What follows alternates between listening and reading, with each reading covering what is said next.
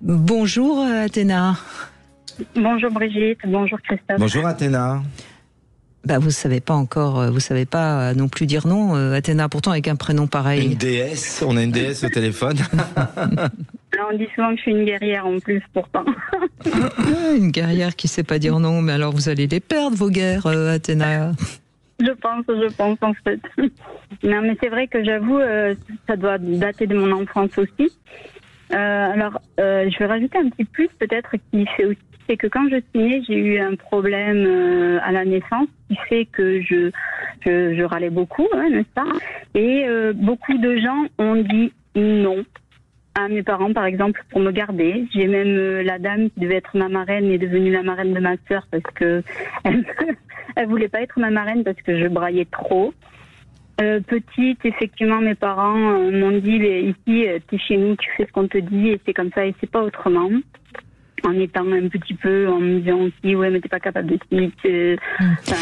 En tout cas, ça veut dire que vous avez on vous a un petit peu mis comme injonction que vous méritez pas, quoi. Et je pense aussi que, en vous écoutant, que ça y fait aussi, parce que effectivement, j'ai un petit problème avec mon saboteur. Voilà. Oui. Venez au stage de Toulouse, de week-end. Ce week-end, malheureusement, je suis encore rêveuse. Oh, dommage. Mais oui, Toulouse, ça aurait été possible. On apprend vraiment à libérer le cerveau du saboteur, parce que Brigitte l'a dit tout à l'heure, c'est lié au saboteur de ne pas poser ses limites. Hein. La peur, c'est lié au saboteur.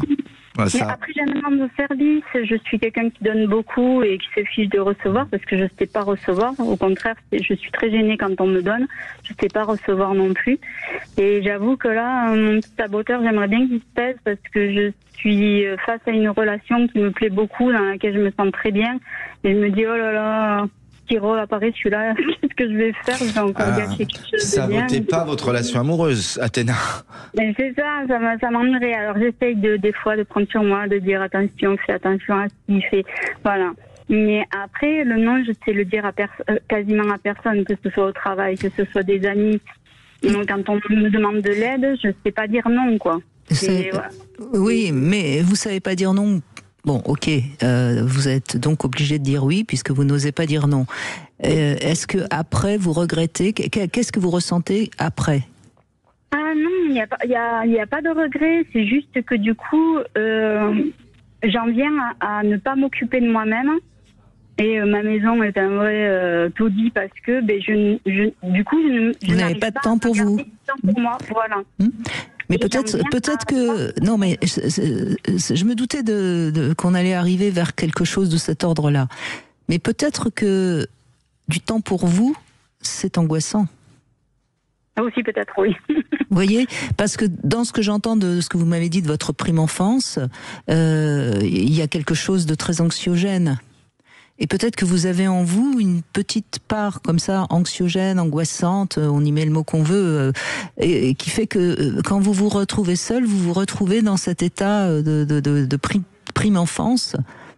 C'est une piste que je vous donne, c'est peut-être pas la bonne, mais si c'est ça, vous voyez, c'est pas en apprenant à dire non que vous allez y arriver, c'est en apprenant à être mieux avec vous-même par la respiration, par la relaxation, voilà. Mais je ne suis pas sûre de moi. C'est juste que je fais le lien entre ce que vous m'avez dit tout au début, parce que je sais par expérience que l'inconscient, quand vous prenez la parole, me donne toujours le meilleur message que j'ai besoin de recevoir. Oui, c'est vrai que la solitude est un truc qui... j'aime pas être toute seule non plus. Peut-être parce que quand la seule fois où je me suis retrouvée toute seule, j'ai subi un abus. Donc peut-être aussi que ça vient de là aussi. Quand on parlait de l'idée d'avoir peur, vous vous rappelez Athéna, c'est vrai que souvent des gens, à cause de leurs blessures d'enfance, ne disent pas non et disent amen à tout. Quand on dit amen à tout, c'est qu'ils disent oui, on est d'accord Athéna, parce qu'ils ont peur, de vivre des choses, de revivre, mais tout ça c'est les programmes dont je parlais tout à l'heure, c'est complètement inconscient. Brigitte a raison, c'est dans l'inconscient. Peur d'être abandonné. Vous voyez, j'ai un stagiaire, il est abandonnique, ou elle est abandonnique, elle a été peu ou prou abandonnée entre 3 mois et 2 ans, comme dirait Bourbeau. Peut-être qu'elle a tellement peur d'être abandonnée qu'en amour, elle va tout le temps dire oui, parce que c'est un enfer pour elle. Mieux vaut être avec quelqu'un qu'on n'aime pas ou avec qui on n'est pas très bien que d'être seul, oui, bien sûr. Exactement. Ça vous parle, ça? Là, j'en suis revenue de ça, parce que j'ai tellement tombé sur de très mauvaises relations. Au final, non, je préfère, comme je dis, mine de rien, j'aime ma liberté. De pouvoir faire ce que je veux, comme je veux, quand je veux. Je suis assez paradoxale aussi, parce qu'en plus, je suis très timide, mais j'aime bien, je suis timide, mais j'ai besoin de contact quand même. C'est pour ça que j'aime pas tout ce qui est technologie, parce que ça retire le contact. Voilà, maintenant j'en suis à un stade où je trie vraiment ce qu'il y a autour de moi, parce que j'ai tellement, malheureusement, ce que j'ai vécu aussi dans l'enfance, je l'ai tellement répété dans mes relations amoureuses que voilà, maintenant j'essaye de mettre de la distance. Et là, récemment, on m'a détecté une apnée sévère. Et quand j'ai vu la symbolique de l'apnée sévère, c'est-à-dire, oula, lève le pied, prends soin de toi, et voilà. Donc, ça fait un moment que je dis, ouais, mais au bout d'un moment, je commence à en avoir marre, j'aimerais bien avoir les deux jambes dans le plâtre, comme ça au moins je serais obligée de plus rien faire et on me laisserait tranquille. Vous voyez jusqu'où vous allez jusqu'à espérer vous faire du mal pour pouvoir vous faire du bien. C'est un peu compliqué, là, quand même. On rejoint toujours ce qu'on dit, nous, et c'est la phrase d'Origène, le présocratique philosophe, tout ce qui ne s'exprime pas s'imprime. Donc, à un moment donné, le corps lui dit, par des maladies psychosomatiques, vous voyez, et ça, c'est valable pour tous ceux qui nous écoutent. Donc, exprimer, c'est aussi dire ses limites, dire non. Alors, il faut dire aussi, Brigitte, qu'il y a deux familles de communicants sur la Terre. Eux, c'est leur pente naturelle, le non. Et j'ai bien connu. Vous avez des gens, non seulement c'est le contraire, mais ils partent du non. C'est non. Non, non, non. Des gens très contrôlants, des gens très analysants. Eux, ils partent du non. C'est des gens du non. Et d'ailleurs, une espèce de jouissance chez eux, à commencer par non. On a pu connaître, je pense que ceux qui nous écoutent connaissent, des gens comme ça, ils sont dans le non d'emblée, et de temps en temps, ils sortent un oui. Mais ils aiment bien dire non. Oui, alors parfois ce sont des gens qui ont été très blessés et c'est une protection qui peut à ce moment-là être acceptable. Mais si c'est un égocentrisme forcené, évidemment. Ouais. Non, mais moi je pense, Athéna, qu'il faut travailler un petit peu sur votre relation à vous-même et cette capacité à se sentir bien soi-même. C'est quelque chose qui, pour l'instant, me semble-t-il, est encore un peu compliqué. Oui, la confiance en moi a pas mal été abîmée pendant toutes ces années, effectivement. Oui, et puis j'ai bien entendu, vous avez été abusée aussi, et ça c'est toujours aussi compliqué, ça abîme beaucoup. Mais votre rapport au corps, me semble-t-il, a besoin d'être pacifié. Oui, et puis cette apnée du sommeil qui me fait avoir une fatigue très... Du coup, me permet au final d'arriver à dire non, parce que je suis tellement fatiguée que je suis plus apte à grand-chose. Alors je dis non, parce que j'y arriverai pas, je suis fatiguée. Oui, mais l'apnée du sommeil, ça se soigne pas mal aujourd'hui, avec l'appareil, etc. Donc c'est pas. N'attendez pas d'avoir quelque chose de plus ennuyeux et de plus grave, parce que. Oui. Donc il faut que vous voyez. Alors après, il y a beaucoup de pistes pour apprendre à être mieux dans son corps et être plus en paix avec soi-même. Il y a énormément de pistes aujourd'hui. Il y a l'art-thérapie, il y a la relaxation, il y a tout ce qui est absolument tout ce qui est en rapport avec le corps, comme la danse. Mais donnez-vous les moyens, parce que sinon ça, vous savez, c'est terrible. Mais si on fait pas l'effort de commencer à se donner les moyens, il se passe rien. Alors, comme quoi, dans la vie, il n'y a pas de hasard. Récemment, je suis tombée sur un prospectus en allant voir mon médecin. Et cette personne pratique tout ce que je souhaiterais pratiquer, c'est-à-dire le Qigong, la méditation et la danse. C'est parfait. Foncez. Donc, je pense que là, quand j'ai vu le prospectus, j'ai dit, bon allez, maintenant tu te prends du temps pour toi et tu vas faire ça. Eh bien, dites-vous oui. C'est là. Pour une fois, Voilà, c'est à moi qu'il faut dire oui. Tout à fait. Merci Athéna, en tout cas, merci beaucoup. On continue avec Sophie qui nous rejoint. Bonjour Sophie, merci d'être avec nous.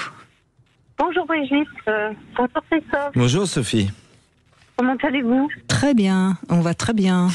Et vous, ça va bien ? Oui, ça va. Justement, ce sujet-là, il m'a interpellée.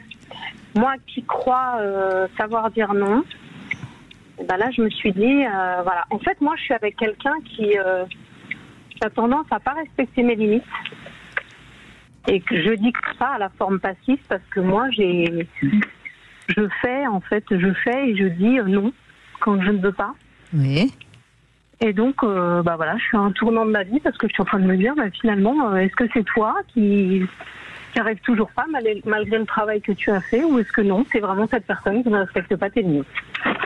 Vous auriez un exemple précis à nous donner? Si j'ai pas envie de faire l'amour, j'ai pas envie de faire l'amour, par exemple. Oui. Et lui, il a envie, il insiste. Et voilà. Et vous finissez par faire l'amour. Ça peut arriver. Alors, je peux vous donner une clé de plupart coaching. du temps, Je peux vous donner une clé de coaching parce que déjà, Sophie, petite question qu'on aimerait vous poser, Brigitte, mais j'ai déjà la réponse. C'est un pli qui est pris depuis le début de la relation. On est d'accord, qui respecte pas vos limites. Dites-moi oui. On est d'accord. Oui. Non, mais ça, c'est clair. C'était le tout début de l'émission. Je sais pas si vous étiez déjà à l'écoute de Sud Radio, mais j'ai dit, il me bouffe ou elle me bouffe. Je suis bouffé par. Vous voyez ce que je veux dire? Il y a un moment donné, je vous donne une clé. Vous en ferez ce que vous voulez, mais je la donne à mes stagiaires parfois parce que c'est un nom, parce qu'il y a des noms soft, il y a des noms argumentés, Brigitte, et c'est pas des noms secs. Vous voyez, je veux dire, il y a plusieurs noms. Vous voyez ce que je veux dire, Sophie? Nom sec, c'est assez hard, mais des noms soft, des noms argumentés. Alors un nom presque dans l'humour. Vous voyez, je vous l'offre. Et vous le tentez la prochaine fois. 2 fois. Dans la phrase « J'ai pas envie de faire l'amour ce soir », quel est le mot que tu comprends pas, chérie? Ouais, non, j'ai essayé ça. Et alors, il n'entend pas ça. Non, je suis une assez bonne communicante là. Et il n'entend pas ça. Il n'entend pas ça, il veut continuer à faire l'amour. C'est ça que vous nous dites? Ouais. Bon, alors il insiste, il insiste, mais vous tenez bon, et ça, bravo, ça prouve bien que vous savez dire non. Et ça, il fait quoi? Il boude, il se fâche Ouais, il y a des crises, Oui. Des crises comme un enfant, des crises de nerfs. Vous êtes dans un conflit de besoins à ce moment-là, vous comprenez? Il y a un conflit de besoins. Oui, mais en attendant, ce que j'entends, Sophie, c'est que vous savez poser vos limites et vous gardez vos limites. Ouais. Bon, déjà, bravo.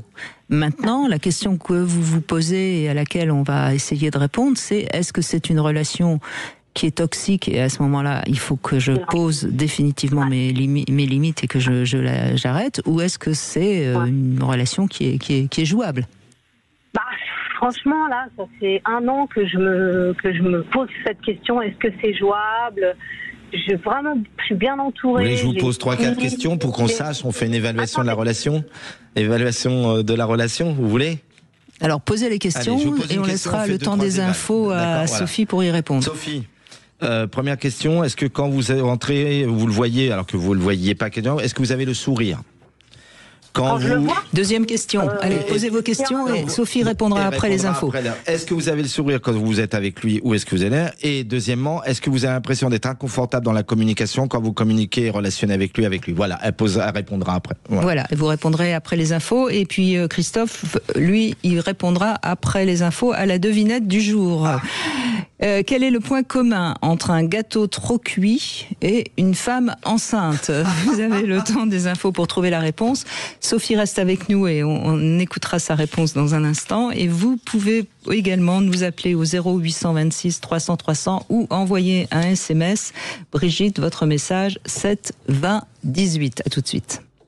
Sud Radio, c'est votre opinion qui compte.